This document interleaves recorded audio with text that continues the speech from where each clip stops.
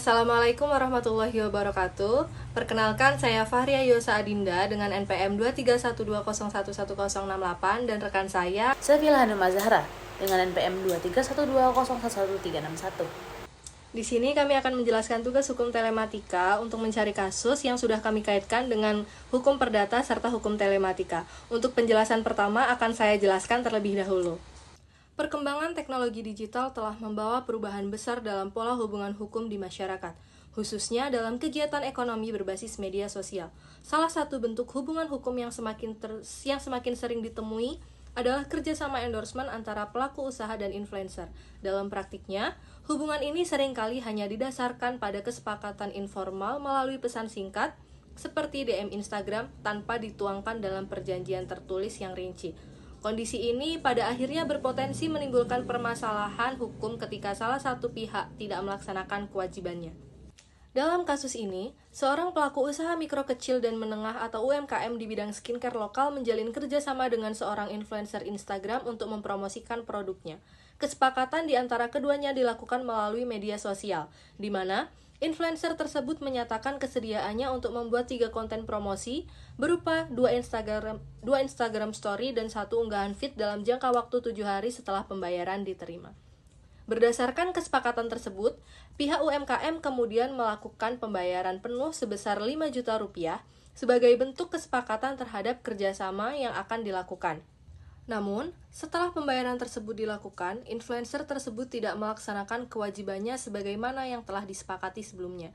Ia hanya mengunggah 1 konten berupa Instagram Story, dan konten tersebut tidak sesuai dengan konsep atau arahan yang telah diberikan sebelumnya oleh pihak UMKM. Konten yang diunggah tidak menjelaskan produk secara memadai, sehingga tidak memberikan dampak promosi yang diharapkan. Ketika pihak UMKM mencoba menghubungi influencer tersebut untuk meminta kejelasan dan pertanggungjawaban, respon yang diberikan cenderung tidak pasti dan berlarut-larut. Influencer tersebut berdalih memiliki kesibukan pribadi dan tidak memberikan kepastian terkait penyelesaian kewajibannya, bahkan dalam beberapa kesempatan tidak merespon komunikasi sama sekali. Penjelasan selanjutnya akan dijelaskan oleh rekan saya. Baik, melanjutkan penjelasan dari rekan saya. Keadaan ini menimbulkan kerugian bagi pihak UMKM, baik secara material maupun non-material. Secara material, UMKM telah mengeluarkan sejumlah uang tanpa mendapatkan manfaat promosi yang sebanding. Secara non-material, UMKM juga kehilangan kesempatan untuk meningkatkan penjualan serta membangun kepercayaan konsumen melalui promosi yang efektif. Jika dilihat dalam kerangka hukum perdata, peristiwa seperti ini dapat dipahami sebagai bentuk uang prestasi, yaitu tidak dipenuhinya kewajiban oleh salah satu pihak dalam suatu perjanjian. Meskipun perjanjian tersebut tidak dibuat secara formal dalam bentuk tertulis, tapi kesepakatan yang terjadi melalui media elektronik itu tetap memiliki kekuatan hukum selama memenuhi syarat sahnya perjanjian sebagaimana diatur dalam pasal 1320 KUH Perdata. Dengan demikian, tindakan influencer yang tidak melaksanakan kewajibannya secara penuh dan tidak sesuai dengan kesepakatan awal dapat dianggap sebagai pelanggaran terhadap perjanjian yang telah dibuat. Dalam konteks yang lebih luas, kasus ini juga memperlihatkan bagaimana hukum berinteraksi dengan realitas sosial yang terus berkembang.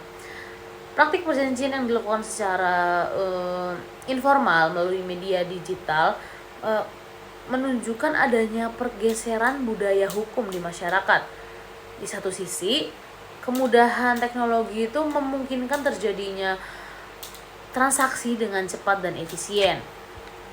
Tapi di sisi lain juga, itu meningkatkan risiko terjadinya sengketa akibat lemahnya dasar hukum yang digunakan.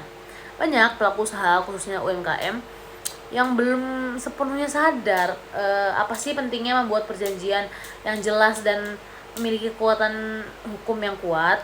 Selain itu juga terdapat kecenderungan untuk tidak membawa permasalahan ke jalur hukum meskipun telah mengalami kerugian, karena mereka kadang tuh beralasan kayak biaya, waktu, serta proses yang dilalui itu terlalu rumit. Kasus ini dipilih karena memiliki keterkaitan yang erat dengan kondisi nyata di masyarakat saat ini, di mana media sosial itu menjadi salah satu sarana utama dalam kegiatan pemasaran. Nah, permasalahan seperti ini bukanlah hal yang jarang terjadi, namun seringkali tidak mendapatkan perhatian yang cukup dalam kajian akademik. Selain itu juga kasus ini tuh memberikan gambaran yang jelas mengenai pentingnya pemahaman hukum dalam setiap hubungan kerjasama, terutama yang dilakukan melalui media digital.